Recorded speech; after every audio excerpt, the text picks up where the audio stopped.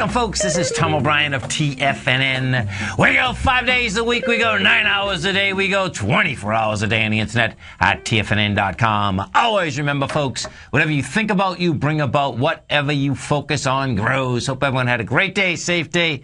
Let's make it a great night, folks. Let's take a look at one of our 4 agreements. To begin a great relationship, know what you want.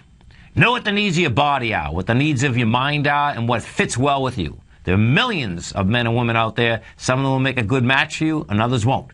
The two of you only need to fit like what? Like a key and a lock. A match that fits.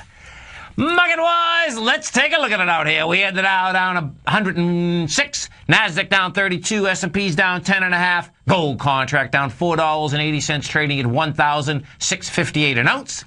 Silver off 45 cents at $30.46 an ounce. Platinum off $8 at $1,509 an ounce. Copper flat at $3.44. Light sweet crude down 77 cents, trading at $94.72 a barrel. Bonds go topside 17 ticks. Bonds, folks, are at 149.16.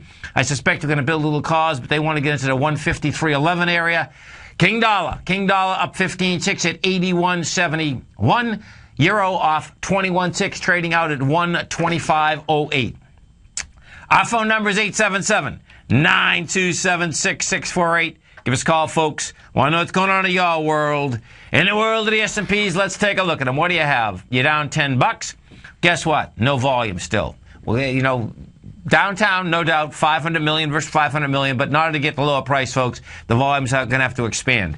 So we'll see where we get an expansion. I can't picture expansion tomorrow, I can tell you that, but we'll see next week how this comes along.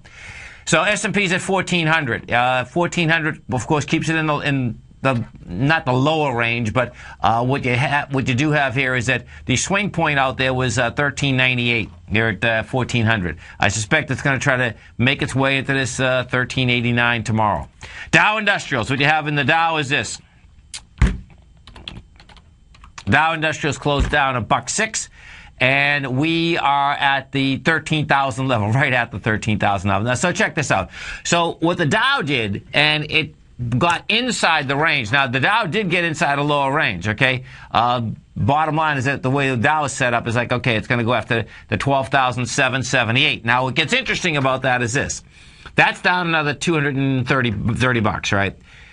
So what you have tomorrow morning at 10 o'clock is that Bernanke's going to be speaking. And the whole world is waiting, and they're waiting for what? They're waiting for either QE3. They're waiting for what it's going to be all about. Well, the thing that's intriguing is that the speech itself, folks, okay?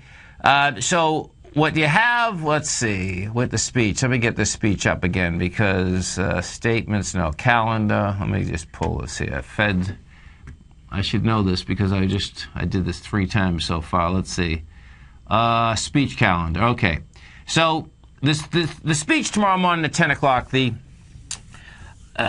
title of the speech is Monetary Policy Since the Crisis. That's the title of the speech. That title alone tells me that he's not going to basically do QE right here. You know, he very well could do it in the future. You know, my take is that, you know, Operation Twist is kind of just like it anyway. But bottom line is that just the title of that is saying to me, hey, he's not going to do it.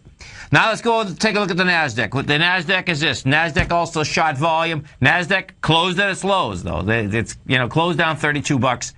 We're at 3048. And what 3048 does is that, you know, you're right at the swing point. The swing low that was established on the 24th of August, folks, was 3042. I suspect it's going to try to jump ice right there. And why? Well, let's go over to the main culprit.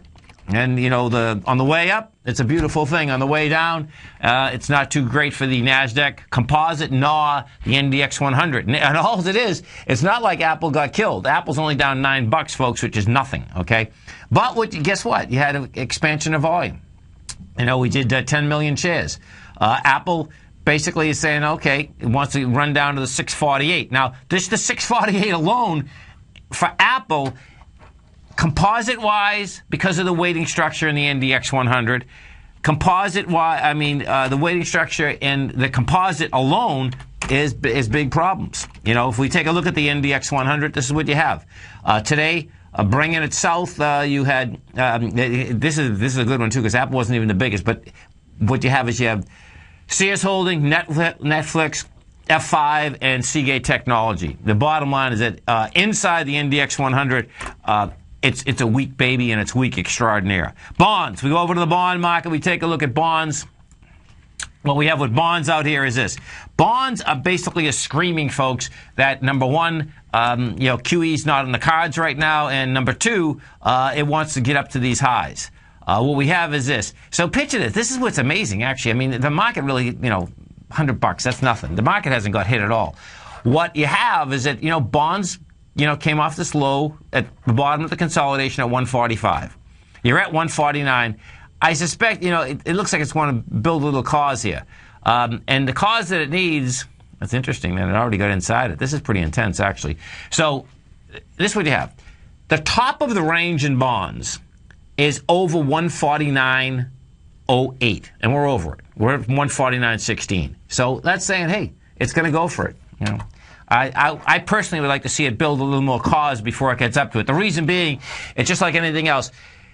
The amount of energy that it's going to take, number one, to get up there is a huge amount of energy. We'll see how it shakes out.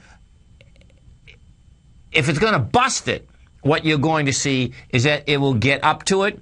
It'll stay right underneath it. Then you'd see a sideways movement. You get that kind of action, then those bonds want to go to that 160 level.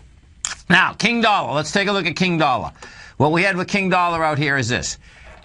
No wide price spread yet. We did 12,000 contracts, which isn't bad. You're up 166 ticks. You're at 81.73. That's after rejecting the lows. You're not in the higher range yet. The higher range for the dollar index is 82.06. What you did have at approximately 10:30 this morning, when Steve and I were on the air, you had someone selling the euro and selling it in a big way, folks. The euro went from a price point of 125.52 straight down to 125.11 ASAP. And from that point on, it just kind of stayed in a smaller range. Now, what we did have last night is this. Overseas, first we start with Asia, because this is what you had, which... Well, it's not a vacation week over there, but it's still unusual because all the indices in the whole world, folks, have had no volume. That's just how it's shaken out. Now, if we go over to Hang Seng, well, guess what? Hang Seng goes downtown, and guess what? Volume comes out of Hang Seng. You're down 235. What ends up happening? Well, you're coming into a swing point that had 1.1 billion. Well, you come down with 1.4 billion. That's saying now, what you have, Hang Seng is at 19,550. Well, guess what? Hang Seng's going to be running down to 18,925. Big move downtown. Now, we go over to Europe. You take a look at the FTSE. The FTSE today, it backed down, but not with volume. The FTSE is at 57.19. The volume out here, kind of the same, anemic 466 million, and that's going against 800 million. The DAX, however, different ball game, folks. DAX, downtown with juice. We are at 68.95, and what the DAX did, she came into the swing point there, which was 68.85, had the volume of 93 million. She gets to 68.71. Guess what? She has 108 million. Now, the way that works, folks, you go into a swing, you go into it with volume, you're going to be right back down there. DAX wants to be right back down there. Our own markets, check it out. Okay, this is a big heads up for the Dow Industrials.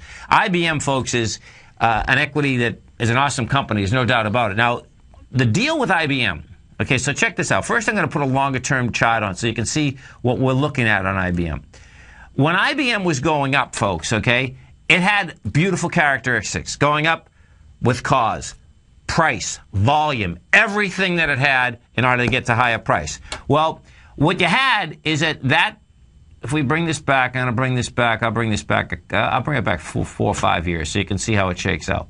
When you take a look at it, that characteristic, okay, was beautiful up until $184. Then what ends up happening, and it totally makes sense, by the way, okay? The stock started at, what, $70? $70 to 184. After that, okay, can't handle it. Since that point, since it made a high of 210, What has it done? It's come down with volume, goes up with lighter volume. Well, guess what? Broke a small swing point today of an ABC structure on the way down with volume. This is Tom O'Brien. This is TFNN. You stay right there, folks. We're coming right back.